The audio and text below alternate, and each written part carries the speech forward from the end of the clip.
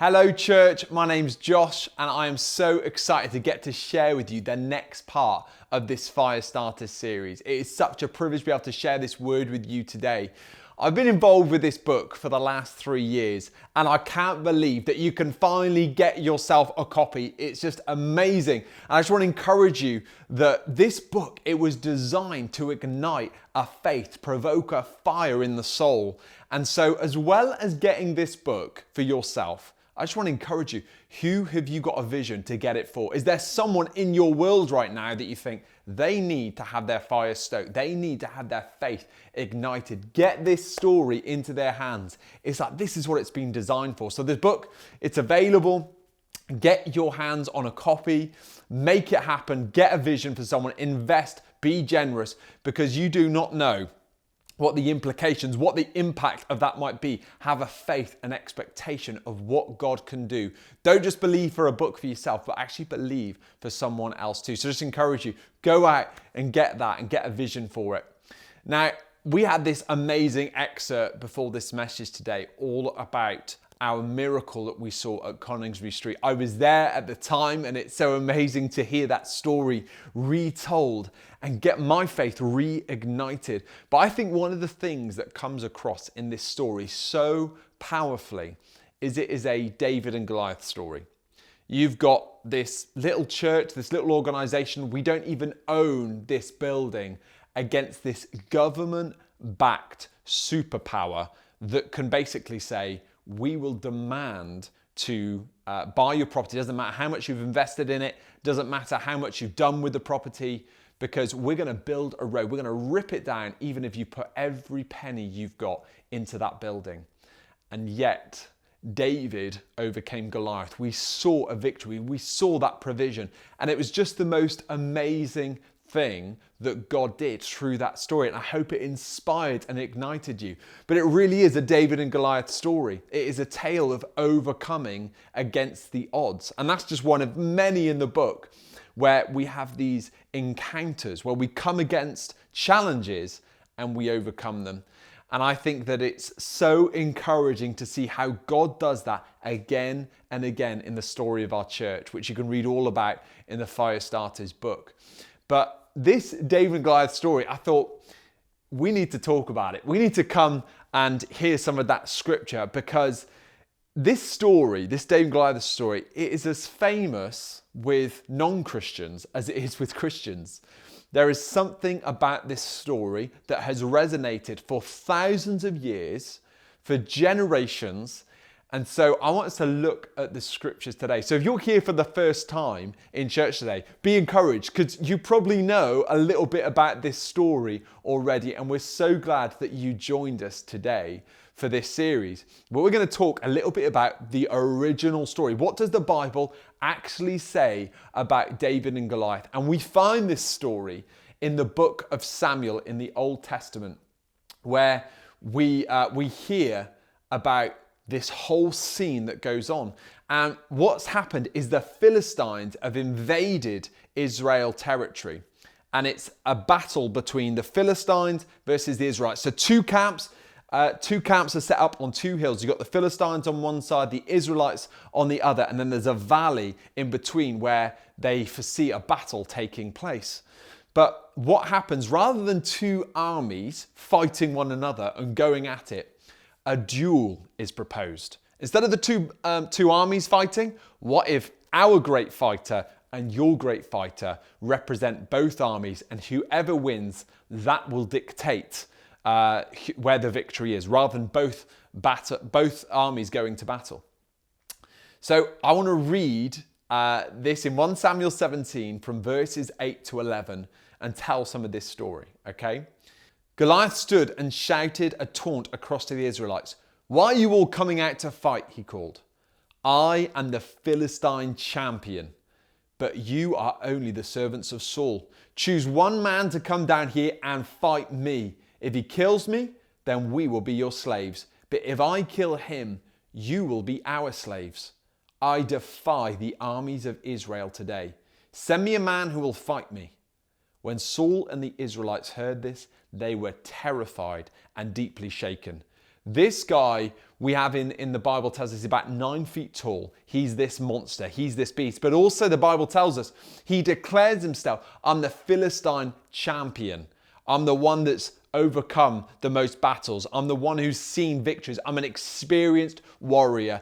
And he would come and he would give this taunt. He would come and trash talk, and the Israelites were terrified. They'd come and they'd line up for battle, and he would come and present himself, and they would be in fear because of the size and the power of this champion. So we've got this classic story that you know. This is getting a little bit more detailed to what maybe you understood as just a phrase, the David and Goliath story.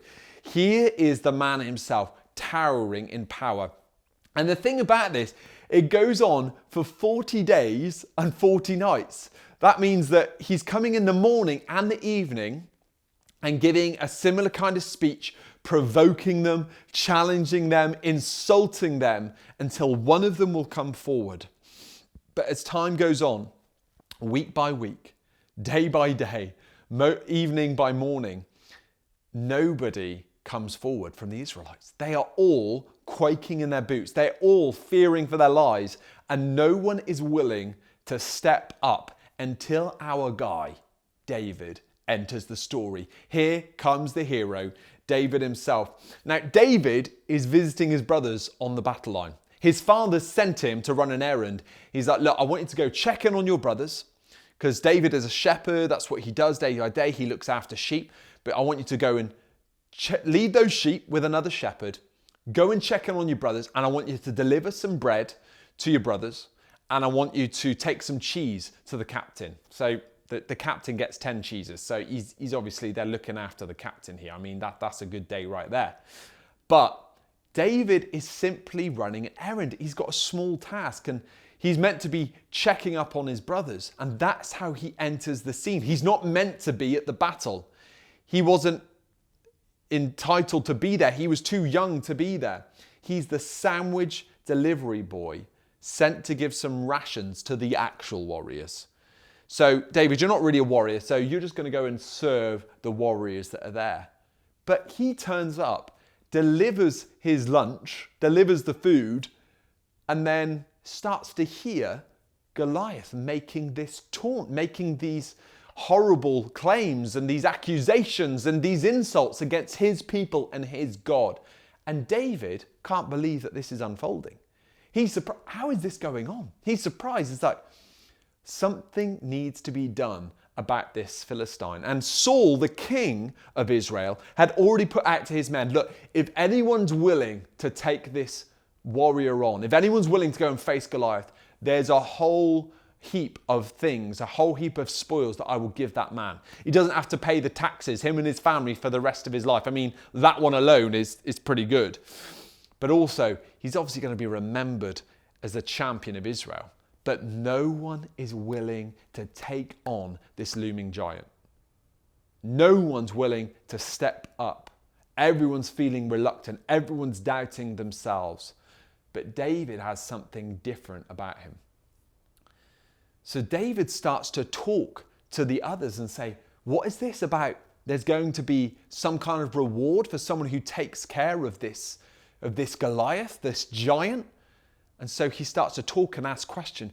And his brother hears him asking about what the reward is. So it says in verse 28, in chapter 17, verse 28, but when David's oldest brother, Eliab, heard David talking to the men, he was angry. What are you doing here anyway? He demanded. What about those few sheep that you're supposed to be taking care of? I know about your pride and deceit. You just want to see the battle. Wow, what a response from your big bro. What a put down. I know if my sons heard that, they're like, what a burn. David was a shepherd, and he was there just to run an errand, but he sees the giant and he starts talking as if he's going to take care of the problem. David is thought to be about 16 years old here, not a warrior, but a shepherd. And he wants to take on a seasoned champion. Just getting that into your head right now. This kid, he turns up with all the warriors there and he starts giving it the big talk. Like, yeah, I'll take him on. Yeah, what's in it for the man that will take care of him? And his brother hears him down and hears him saying this and puts him down, puts him in his place.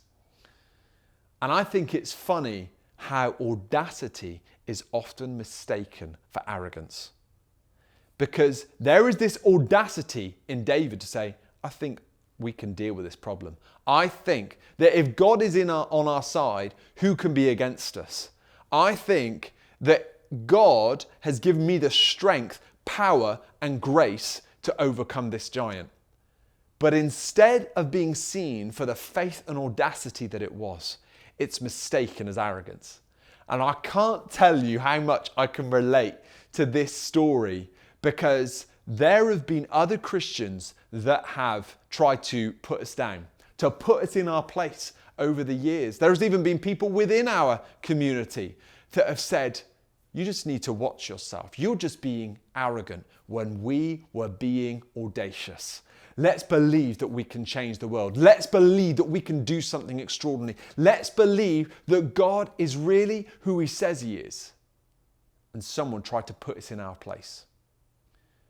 And you've got to be really careful to the voices you listen to and be sure not to dampen the spirit and the fire that God has placed within you. And I even want to speak to some people right now. Maybe you've had that fire quashed, quieted.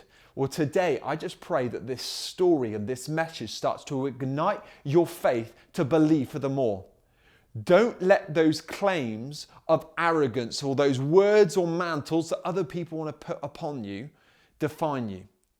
Because God has called you to be audacious. That is part of your nature. That is being a Christian. And yet the world doesn't like that. They call it arrogance. They call it big-headedness or making about ourselves. But no, we believe in the God within us. That's what makes us different. That's what made David stand out from the crowd, is this audacity that actually God is greater than the size of the enemy that stands before us.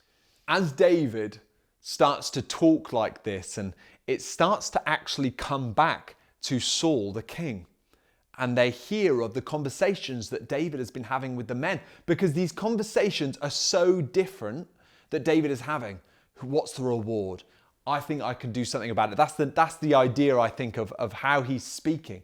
It gets back to the king. And so the king himself calls upon David to come and see him, because he wants to speak with David and hear David for himself. And in verse 32, it says, David said to Saul, let no one lose heart on account of this Philistine. Your servant will go and fight him. I just think that when we lose that audacity, that fire, that spirit, the way that we're called to be, we can lose heart. Here's the young man, here's the shepherd, here's the 16-year-old telling the seasoned king, the one that has been a warrior, the one that has gone to battle, hey, let no one lose heart. I love this about David. And Saul replied, you're not able to go out against this Philistine and fight him. You're only a young man. And he has been a warrior from his youth.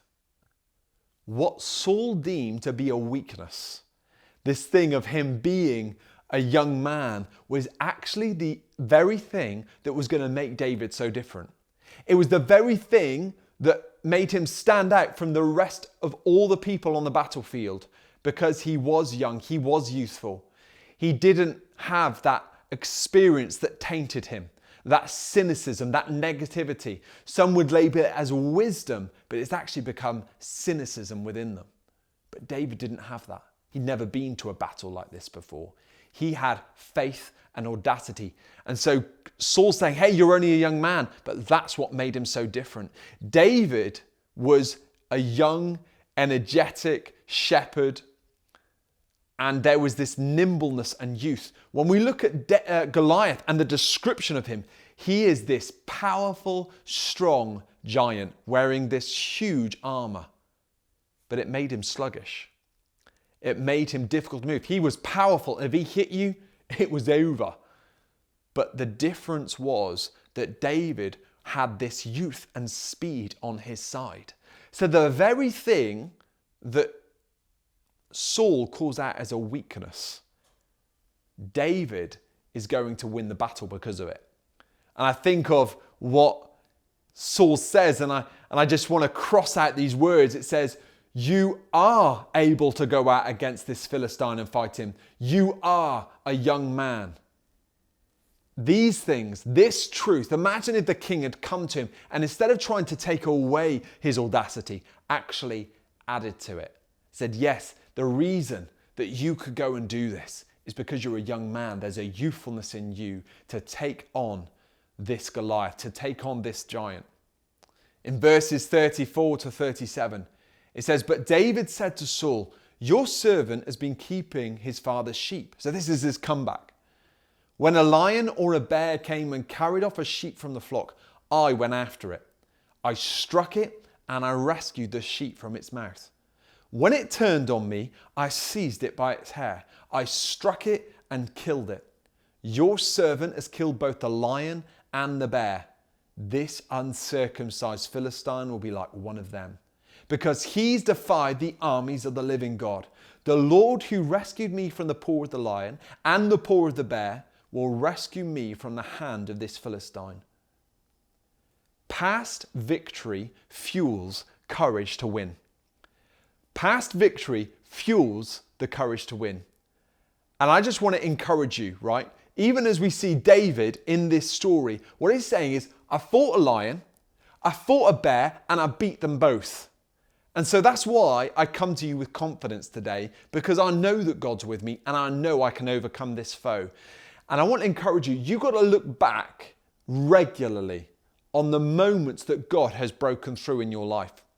One of the things I often think about is you've got to commemorate them in your home. If there's a picture or a memento that you can put in your house that's going to remind you of victory that God has won in your life, you need to have them around you, because we so easily get caught up in moments of our present and forget what God has done. We see that happen to the Israelites time and time again as they go through the Old Testament, and God keeps reminding them and bringing them back to, I was the God who brought you out of Egypt, who broke you free from slavery, who brought you through the Red Sea, because they so easily forget what God did for them and delivered them from. And I think that in our humanity, we're the same. We forget what God has done, but we want to remember it. That's why this book is so important to read, because you can take faith from the fact that God gave us the strength as our community, as our church family, to kill off the lion, to kill off the bear, to overcome this struggle,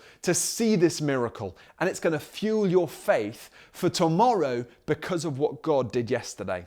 And that's what we have happening in this story here. David is saying, look, this is what God's done before. I killed the lion. I killed the bear. And this is enough to convince Saul. It says in verses 37 to 40, Saul said to David, go, and the Lord be with you. He's changed his tune. We need to come and really be confident in who God has called us to be. It says, then Saul dressed David in his own tunic. He put a coat of armor on him and a bronze helmet on his head. David fastened on his sword over the tunic and tried walking around, because he was not used to them. So it's like the king's got this idea, okay, if you're going to go through with this, we've got to at least make you look like a warrior. We've got to try and, impress our own troops and give them confidence. We've got to try and impress the Philistines as you step out as our representative, as our ambassador. You've got to look a bit more like a warrior, because David looked like a shepherd. He was wearing simple clothing. He was not dressed for battle. And there was something about, don't embarrass us. At least try and look the part. Hey, you can wear the king's armor. But David couldn't even walk around in them. He says, I cannot go in these, he said to Saul, because I'm not used to them. So he took them off. Then he took his staff in his hand, chose 5 smooth stones from the stream, put them in the pouch of his shepherd's bag, and with his sling in his hand, approached the Philistine. You can't be audacious by trying to be someone else. You have to back who God made you to be. And it's funny sometimes how people try to put on us a certain representation. Hey, be this way. But actually, we've got to be who God called us to be. And when we have that audacity rise up in us, you can often feel people just trying to take the edges off some of that wildfire, some of that passion. But if I ever see some audacity or fire or faith in some people that I'm leading, sometimes I think, I wonder if that's wise. I wonder if they're going to step out in the wrong direction there. But I try to stop myself from giving that advice, because actually I want to stir fire in them. And if they've got faith for something big, who am I to step in the way and try and take the edges off that? And in fact, I try and go the other way, where I'm like, hey, you need to believe for more. I want to stir your faith. God can do something that you're not asking for. You need to believe and ask for more in your life, because God is waiting to do it. God was waiting to bring victory against Goliath. But David was the one that was willing to believe that God could use him. So David steps up to Goliath, and it says in verses 42 to 43, he looked David over and saw that he was little more than a boy, glowing with health and handsome, and he despised him. He said to David, am I a dog that you come at me with sticks? And the Philistine cursed David by his gods. Even Goliath feels disrespected by this mismatch. He's waited for all this time, 40 days, to have a fight. And he gets served up this boy who comes with his shepherd's staff in his hand. It's like, this is not what I had in mind. And it fires Goliath up. You just made the giant mad. But then in verses 45 to 47, it says, David said to the Philistine, you come against me with sword and spear and javelin, but I come against you in the name of the Lord Almighty, the God of the armies of Israel, whom you have defied. This day the Lord will deliver you into my hands, and I'll strike you down and I'll cut off your head. This very day I will give the carcasses of the Philistine army to the birds and the wild animals, and the whole world will know that there is a God in Israel. All those gathered here will know that it's not by sword or spear that the Lord saves, for the battle is the Lord's, and he will give all of you into our hands. What a speech. What a moment where this young warrior, imagine you stepped up, but it's like the heart's beating in the chest. But he gives this speech in front of both armies, in front of Goliath. Such is the audacity, threatening Goliath. It's like, hey, I'm not just taking you down. All of the army behind you, they're all going down. And he makes this statement. And I want you to take this away from David, from this truth. You got to say it before you see it. You got to say it before you see it. Now, there is something about, hey, you got to back up what you say and you got to carry it through. But there is such power in our words. I just think of, if you want to be someone who's audacious, like we heard in the Coningsby Street story, like we hear with David, is you've got to come and you've got to say it before you see it. I think that sometimes we're like, well, let's just wait and see. That's not faith. That's not audacity. That's a risk-free life. That's trying to save face. That's not the life that God called us to, church.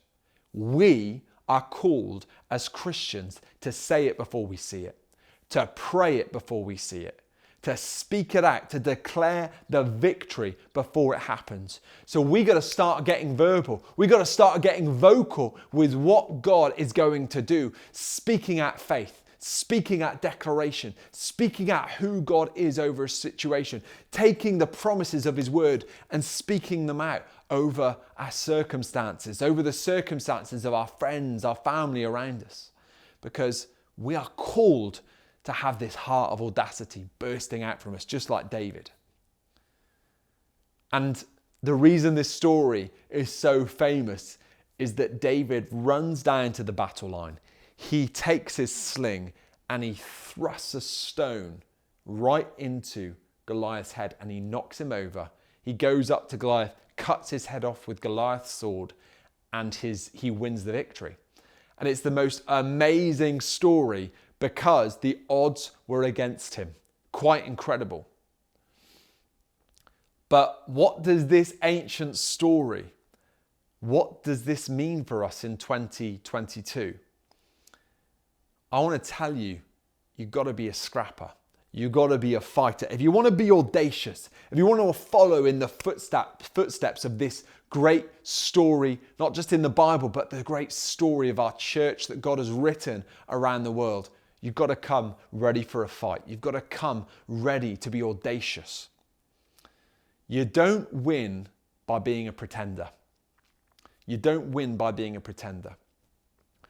I think about these Israelite army standing on the one hill versus the Philistine army on the other hill. And what happened every day is they would get dressed for battle and they would line up at the battle line. Right, okay, maybe today's the day. Maybe the fight's on. And they would get, and the Bible in 1 Samuel 17 even tells us, they would give a battle cry. They would try and rouse the troops. But no one was willing to fight.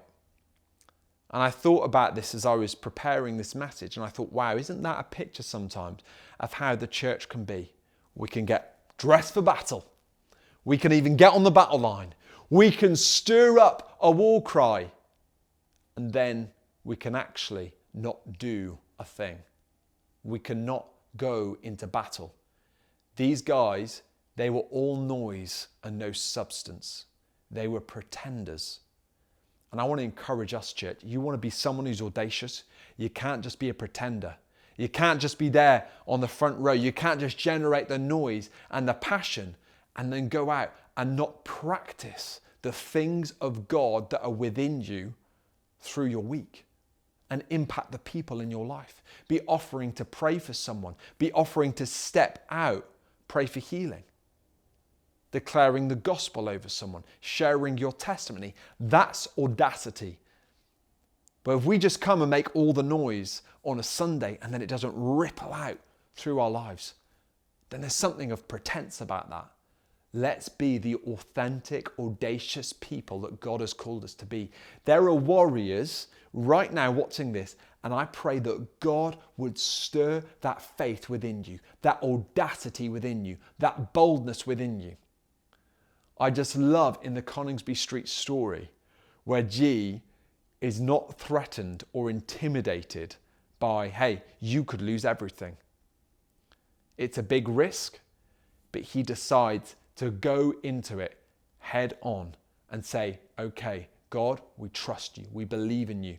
We know that more than the government power, actually, you're on our side. And we believe that you've called us to take this building on. That audacity to back up what you believe and what you say. That's what we all need to continue to persevere and practice in our lives. You don't win without risks. You don't win without risks. There's this moment where G decides, right, we're going to sign the lease, we're going to get planning permission, and we're going to start to invest all the money that we have in Coningsby Street. Now, Coningsby Street was going to be a key staging ground for us to plant churches all over the world. It was going to be that platform that we would go from. It was such an important thing for us to have that building. We trained our first academy students there, our first church planters. But there was this moment of, right, risk. All the chips are in. God, we trust you. We believe in you. And that risk wasn't averted by, next week, it turned out okay. Actually, it went on month by month, even actually went on for over a year where we didn't know, could this be taken from us? Could this be retracted? Could we lose everything? The risk was ongoing. And I think that so many of us, we like the idea of being audacious and stepping out, but we don't want to risk losing face. We don't want to risk investment. We don't want to risk reputation. But actually, there are no rewards without risk. You've got to step out. You've got to put yourself out there. I think of David, who was risking his life to be audacious. It wasn't just like, hey, I'll be audacious from here and someone else can risk.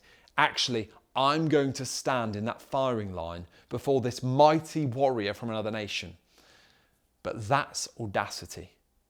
And then David sees great reward from that as he overcomes Goliath. I want to also tell you this, that great victory begins by asking audacious questions. Great victory begins by asking audacious questions. I think of how in this story, David turns up and he just starts asking, what's going to be done for the person that overcomes Goliath? And he starts asking this question, and it gets back to the king because of the audacity of even asking the question. It's like, sorry, you think you're going to be involved in this? And it makes its way back to the king. And I think of Pastor G and Pastor H as they go through the book and they ask these audacious questions. What if we could make a difference? What if we could get that building in Coningsby Street and actually go up against this government threat that we've had about buying back our building, but we would still see an overcoming of that situation? You've got to start by asking those questions. I want to say to you right now, what questions are you asking right now? What audacious request are you coming before God and asking of him?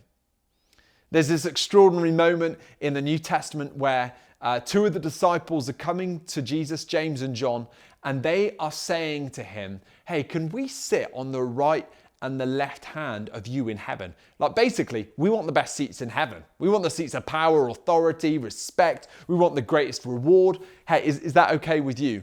And I'm expecting Jesus is like going to be fired up. He's going to be slamming them down. He's going to be rebuking them because it's like, it's full of self and you're after your position. But Jesus doesn't rebuke them. He doesn't give them the answer they're expecting. But there's something about the faith that they have that is expressed in that moment, that audacity, that actually Jesus, that's what he's looking for. And the moments that he rebukes the disciples, when he gets frustrated, when he gets fired up, he's like, you have little faith. Why don't you believe? And I just think of all the people across our church right now, and I think about the requests that you're making. What are you asking of God? What are you believing for? What's the last prayer that you prayed that scared you? I want to share this verse with you in Matthew 7, verses 7 to 8, and these are the words of Jesus. Keep on asking, and you will receive what you ask for. Keep on seeking, and you will find. Keep on knocking, and the door will be open to you. For everyone who asks receives, everyone who seeks finds, and everyone who knocks, the door will be opened. But I've found through my years of building church that we're often like, hey, I'm good. I'm okay. Actually, I'm settled right now. God, I don't actually need you for anything right now. And the times that we come to God are when we need him the most. But I want to stoke that audacious ask within you today, church. What are you asking for right now? It's like, I want to overcome that giant. I want to see that giant fall. Maybe it's something to do with your finances. Maybe it's something to do with your health. Maybe it's something to do with salvation for a family member, a friend. Maybe it's something to do with your job. Maybe it's something to do with building the kingdom in Saltwinds, our media arm of our church. Maybe there's something else, but it's like, what are you believing for that's audacious? It's like, okay, that was pretty out there. Because if we're not praying prayers like that, we are not utilizing the faith that is within us.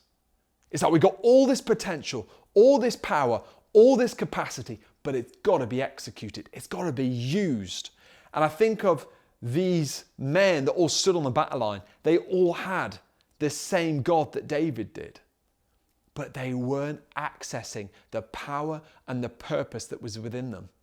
And what makes this story so different, this Firestarter story, I think that is because we had senior pastors that said, we really believe God is who he says he is. And so we're going to start living like it and putting a demand on his promises and start walking in ways that are audacious, believing for the more that God can do. Imagine what our church could look like if that wasn't just our senior pastors or a few leaders or a few individuals here and there, but every single one of us believing for audacious things. I want to share this quote with you from the book. As I was preparing this message, I just wanted to reabsorb some of the book. And one of the things, because we've got story in there, but we've also got teaching. We've got this quote from Pastor G, and it says this: "Many Christians treat their faith like a child comfort blanket. It's a bit smelly and wet. It makes them feel more at ease, helping them go to sleep. To live with audacity is nothing like a comfort blanket.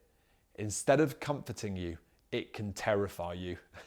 And I think of how when we've stepped out in faith over the years, it's like we are getting out of the boat and walking on water. It's like, and there's waves crashing around us. And it's like, you better keep your eyes on Jesus, because there is something that we could be intimidated right now because we're risking something, we're stepping out. But that's the people that we're called to be, church. That's what makes us freedom. We are that punching above our weight church. That's one of our DNA. And it's all about audacious faith. Even in that DNA, it says we're giant killers. That's our heritage. That's our inheritance. As you read this book, it's like almost reading the family line. It's like, hey, that's what I come out of. That's who God has called me to be too. And I just want to stoke and fire you into that audacity today as this message lands on your heart. What are you praying for? What are you asking for? What are you believing for? Our world loves an underdog story. This is the ultimate, probably oldest underdog story we have in the world. David and Goliath. But whether it comes to sports, whether it comes to health, someone overcoming their odds against health, in business, these always make amazing films. They always make inspiring stories because someone came up against the odds.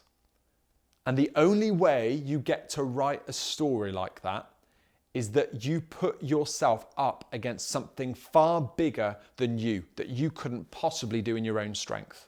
That's the only way you get to be a part of this narrative where we write a story that is so much bigger than we could ever do by ourselves. It is only God. But you've got to then start facing up to some things that are far bigger than you. How can you punch above your weight? You've got to go in a bigger weight class. You've got to believe for more. You've got to take on something more. You've got to get audacious against something that looks perhaps intimidating to everyone else. But you believe that God can use you, that God's power is in you, that actually if you come and you stand in faith, that all things are possible through the name of Jesus. So I want to ask you once more as we finish this message, what are you asking for right now? What are you believing for? What giants are you going up against? What can you see God overcome if you'd only step out in audacity? Don't stay with that comfort blanket faith, but come and get that faith that causes you to stir and step out against every giant, against everything that seems to loom or intimidate. You can step up in Jesus' name. So I pray every single one of you watching this message today, I pray that God would stir and ignite you to believe for more and to go after his kingdom purposes, because God is ready and willing to answer those prayers. In that scripture I prayed, it's like the one that keeps knocking, the one that keeps asking. Just because you ask once, don't let it stop you from asking again. Knock again, ask again, seek again. And his promise for you today is you will find it. You will be answered, but you've got to go and pursue it. You've got to go and fight for it.